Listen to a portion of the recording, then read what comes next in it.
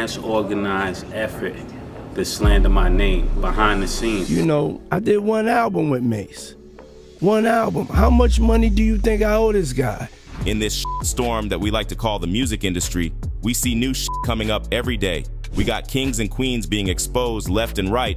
I'm talking Jay-Z, Beyonce, 50 Cent. The list goes on and on. But for some reason, there's always one guy who can't catch a break.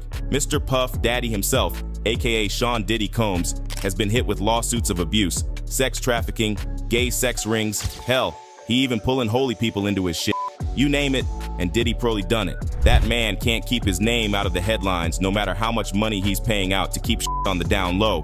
But now, right in the center of all this, lies an unexpected collaboration of two pretty influential people, Kanye West and Mace. Together they decided to unravel the dark story of Diddy, and with that expose everything that he's been hiding behind the curtains. This somewhat peculiar alliance is getting into a side of Diddy that involves alleged abuse, torture, and a web of secrets that have haunted the industry for decades. But as we dive into this explosion of a revelation, it becomes clear that Kanye and Mace are not the only voices seeking to unmask Diddy's disgusting persona. The music industry has witnessed others stepping forward, each with their own story of how Diddy has become a menace in their lives.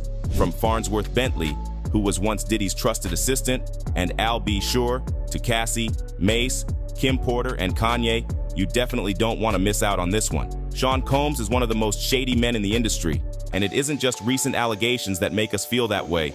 I mean, the man has been surrounded with trouble for decades. Ever since he rocked the rap scene back in the 90s, he's been doing illegal and shady things, which would lead to him switching up names like he changes clothes. The first of which went down in 2001 when he dodged some serious trouble from a nightclub shootout. Needing a fresh start, Puffy turned into P. Diddy, and maybe he thought if he'd changed names, he would get the chance to hide whatever he's done in the past. But guys, I'll tell you what, that's not how the real world works. Remember how I mentioned his assistant also tried to expose him? Well, Farnsworth Bentley, who was arguably the closest to Diddy, being his assistant and all, had a lot on him, which as it turns out makes it a little hard for the rapper to hide what he's done in the past. Turns out Bentley, then known as Derek Watkins, had crossed paths with Puffy during his legal troubles, sending him inspirational Bible verses after Diddy's legal triumph. He then hired Bentley as his personal assistant and valet, renaming him Farnsworth Bentley. Farnsworth was Diddy's right-hand man 24/7 for a solid 3 years until he called it quits in 2004. Now here's where it gets interesting. Right after he settled that lawsuit with Cassie, the assistant resurfaces on the internet out of the blue. He throws out this super mysterious post that's now deleted, but everyone's thinking it might be a subtle jab at Puffy. It said, "Come on, children, give us a hand. Count to 20 if you can. Come on, children, don't be shy. You can count to 20. Now, the rumor mill is going wild, and a lot of folks are guessing that the emphasis on the number 20 means Bentley might be hinting that Cassie got a cool $20 million. But hold up, we're not entirely sold on that theory.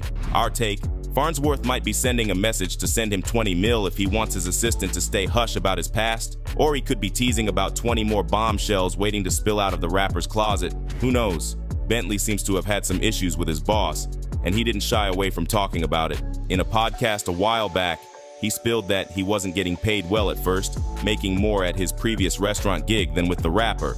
Fans even noticed moments where the boss man was kind of rude to him, like hanging up during Farnsworth's TV show and making him wait for hours before shooting back short replies. Now, Farnsworth decided to distance himself from Diddy, and folks are wondering why it took him so long. There's talk about how he's keeping things low-key, leading a quiet life with his family, and might not be eager to stir up old drama. But, according to Puff's ex-bodyguard Gene Deal, maybe the assistant's got his own secrets to keep. Fans are speculating if he's staying silent because he's worried about his safety and doesn't want any backlash from the big bad boss. Some reckon that once Puff's not the big shot anymore, the ex-assistant might feel safer to open up. It's like a waiting game, with people suggesting he should be careful, considering Diddy's track record of using power and influence to hit back. But there's one person who's definitely not scared of Puff, and it's Mr. Yeezy himself. Kanye has also been long hinting at a troubled past and shady dealings. Puff Daddy, whoever, none of these all you fake hard nigga, you. Hold on. Okay. All you fake hard nigga, you. You know what I'm saying? I don't give a because you can't shoot nobody anyway, and the reason why you got talk is because you did a deal, you fed.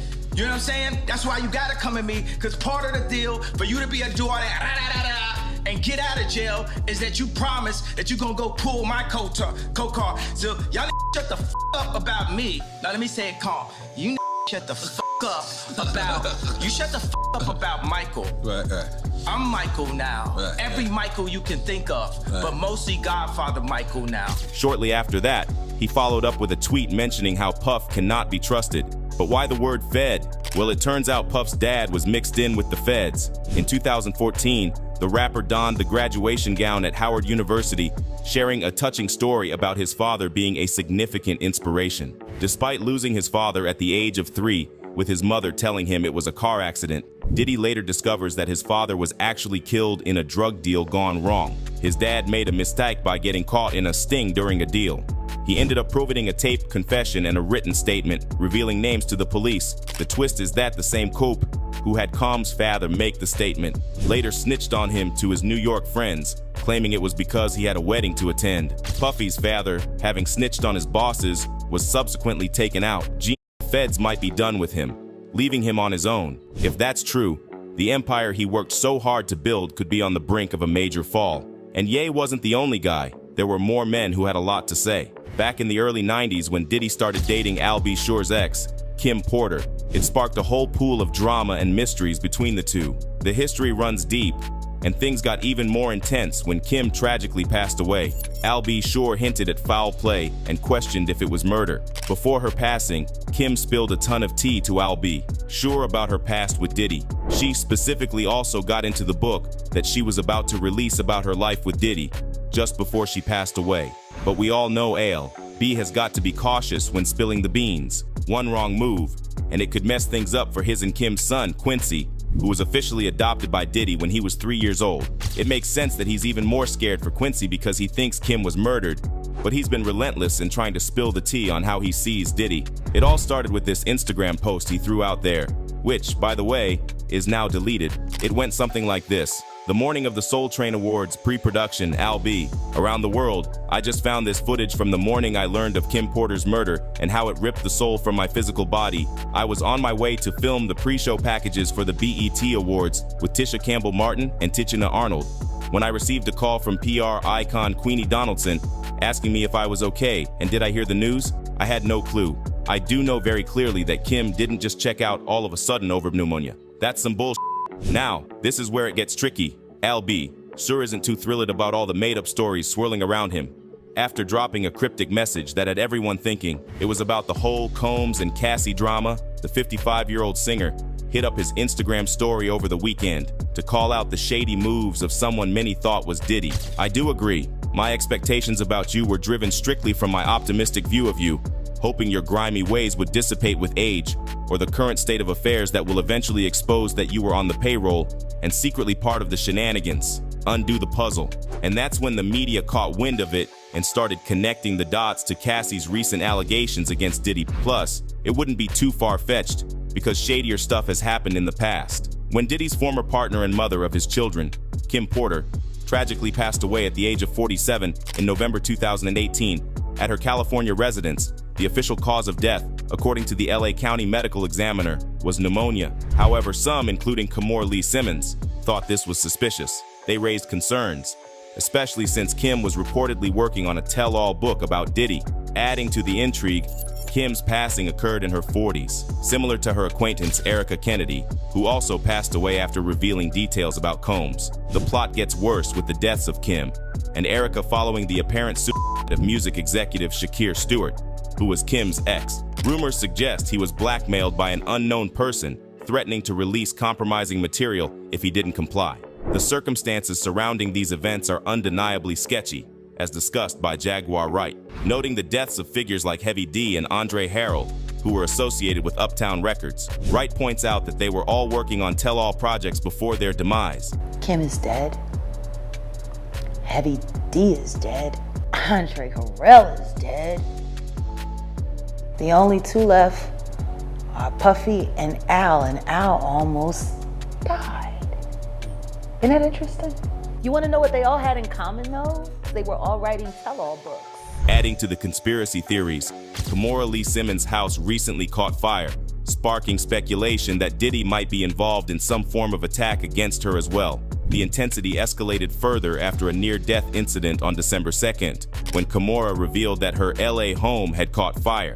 Fortunately, she and her children escaped unharmed. Social media buzzed with theories about potential tension between Kimora and Puff Daddy, especially following a lawsuit against Diddy for alleged abuse by his ex, Cassie. Kimora shared a cryptic post related to the situation, saying, "As you sow, so you shall reap," although she later deleted it. Then there's this whole Vegas court situation where Keith Ed, a Southside Compton Crips dude facing a first-degree murder charge for Tupac's '96 killing, spilled some wild details. He pointed fingers at Diddy, claiming Puffy orchestrated Tupac's hit, and even offered him $1 million to get the job done, targeting both Tupac and Suge Knight. I mean, we've all seen the videos of him confessing that he was in the car that night, and he saw all the shit go down, even admitting to his involvement. This sparked theories of Keith D's involvement with the feds as well. Why else would he be able to talk about Tupac and the night he was killed, admitting to his involvement and not face any repercussions for years and years? Seems like both Diddy and Keith D got their shit wrapped up with Popo. And now Mob James, an ex-Death Row guy, is adding fuel to the rumor mill, suggesting that during the East Coast-West Coast beef, there were bounties on everyone's head. Allegedly, Puffy wanted Suge out of the way. Keith Ed told LAPD that Combs checked with a guy named Eric Von Zip right after Tupac got shot, curious about their role.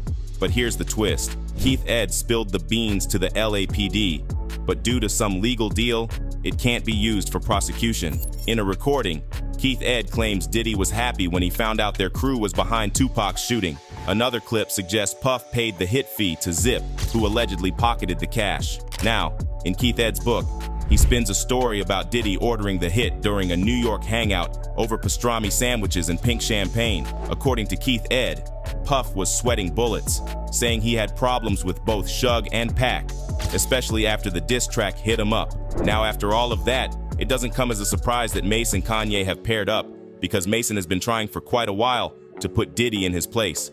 And with Kanye by his side, it looks like things will be getting real bad for the rapper real soon.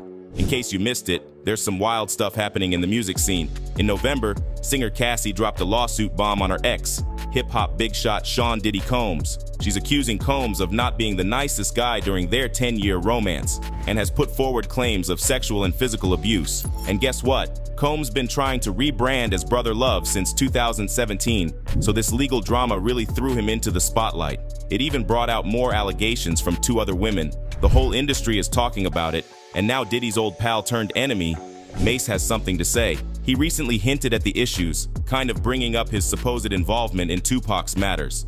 Now, word on the street is that the rapper's planning to clap back at Mason by dropping some old footage that might not make the Welcome Back guy look so good. Since their falling out, the two haven't been buddies. Last year, Mason dropped a diss track on Diddy and kept blasting him on social media. You had a chance to do right now, understand you. You can't stop a nigga came from wicked, came through. Karma came and gave him daughters for what he did. And Kim Porter made the day he dies and rests in piss water. He could have changed his life, that nigga could have saved his life. Now it ain't no way to fight. Now he out here waving white. I know your strategies and what your habits be. And right now I got a hole in your faculty. So when you get the nerve to come after me, what audacity. Gotta know that dollar sign wasn't rapping free. Actually, after Big died, what a travesty. When Mase left, there was nobody after. Guess I got the last laugh. He even went on Instagram Live to explain why he called him out in his song Oracle 2, sticking to his guns. The clash between these two is far from over, and now with Kanye also siding with Mase, it's adding another layer to the ongoing drama in the hip-hop world. Mase threw some more shade, saying stuff like, "Brothers never pay the artist, but they love to pay the freaks." He took shots at Puff on the track without saying his name, but it was pretty clear who he meant. And back then, he was only keeping the slander limited to the issues that would come up in their collabs. But now he's had enough of Puff Daddy trying to play the nice guy. Now, when Diddy found out that Mase has been going around exposing him, he claims that he has some dirt on his former protege as well. Over a decade ago, Mason got into hot water with claims from a former church member. When he switched gears to become a preacher, someone said he used church money to fund his rap career. In 2012, he and Puff squashed their beef. The rapper signed up with Bad Boy, now a thing under Interscope Records. Puff gave him the go-ahead to collaborate with other artists and drop a new album. And guess what? Mace was gearing up to release that album next year, going back to his hardcore roots. But here's where it gets crazy.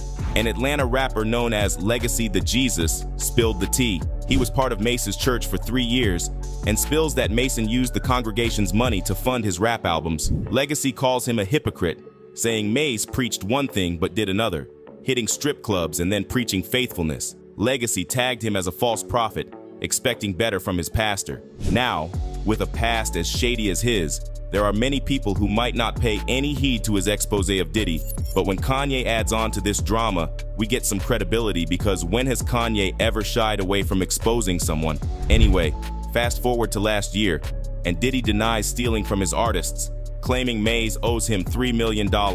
On The Breakfast Club, DJ Envy brings up how Maze got accused of pulling the same money move on one of his artists, similar to what they're saying about the rapper. Envy asks if Combs sees it as an "I told you so" moment, but Diddy shuts it down. He calls Mace's claims negative propaganda, messing with his rep. Puff then gets real, saying he's not into gossip, but is there to lead and give direction. He also calls out Maze. You know, I did one album with Mace. One album. How much money do you think I owe this guy? He labels him a fake pastor, throwing dirt on God's name, and challenges anyone with receipts to step up. Diddy's not playing and is fighting back for himself and others. The ongoing beef between Maze and Puffy had been lasting longer than expected. In January 2020, Sean attended the Grammy Awards and addressed various issues in his speech, calling for more diversity in the music industry. While many appreciated the speech, he took personal offense. Not because he disagreed, but because he felt Puffy didn't practice what he preached. Mace, once part of Sean's Bad Boy Records, publicly aired his grievances on Instagram on January 31st, 2020. In his post, he highlighted past business issues, feeling robbed and unfairly compensated. He mentioned Diddy still has his publishing from 24 years ago, purchased for $20,000, and how he tried to buy it back for $2 million, only to face a demand to match a European offer or wait until he's 50. He called for Diddy to change and give artists their due. There were also rumors back then of Puffy mistreating women and abusing them, and when all of this money talk came out, people started believing that maybe Puffy isn't as innocent as he claims to be, and as if all of that wasn't bad enough. Former Bad Boy rapper Mark Curry, known for his 2009 expose on Sean Diddy Combs titled Dancing with the Devil, recently shared some of his recollections with the YouTube channel Art of Dialogue. While his book accusing Combs of exploitative business practices initially went under the radar, with recent lawsuits hitting him with allegations of rape, assault, and other mistreatment, Curry is now revealing additional claims that were not included in the book. In clips posted on YouTube, Curry alleges that the rapper broke his ex-girlfriend Kim Porter's nose during a fight on a yacht. He further claims that Combs hit a producer with a chair after overhearing them talking with Porter on a phone line he allegedly had tapped. Shockingly, Curry states that he witnessed Diddy spiking women's drinks in the club. The accusation of drugging is particularly alarming, given Curry's implication that he continued to socialize with Diddy even after witnessing such behavior. We gotta rewind this back. We used to go to when we go to the club, we used to have these bottles, right? And on this bottle, they be regular Moet bottles. On them bottles right there, they'd been to have something to make the girls be real slippery and all of this kind of stuff. So when you get up, they'd be like, don't touch them bottles right there and only drink them bottles right there. So we already knew what the drill was. You just don't mess with them bottles, right? Then all of the girls is in the club after a while, they all running, opening up their mouth like little birds. He's running around just popping pills in their mouth, pop pill. And then that was the party. But all of the females that was in it, that's what they wanted. That was what party, it was part of the hip hop culture. We ain't see nothing wrong with it until Bill Cosby got in trouble. He did one too many. And even Jaguar Wright can agree with this. Recently, Jaguar spilled some serious tea, revealing that all the big shots, including Diddy, are creating this messed up atmosphere in the music industry. She hinted that most of them engage in inappropriate relationships with their artists to keep them under control. According to Jaguar, she learned about this dark side of the industry when she saw it firsthand while visiting a studio for work, and that's just scratching the surface. Jag went on to spill the real dirt, saying behind the scenes, it's not about having a talented artist. They all want someone who will fulfill their weird, intimate desires. In return, they throw money at them. It's like a messed up equation in the industry, and it's wild. Letting that nigga do all kinds of weird stuff with bodily fluids all over you like you a $2 hoe. was worth that movie deal. Curry and Jaguar joins the ranks of Puffy's former bodyguards, Gene Deal and Roger Bonds, who have also spoken out about their experiences with Diddy in the wake of the lawsuits. While these recollections may further damage Diddy's already tarnished reputation, they also raise questions about why these individuals remained associated with Puff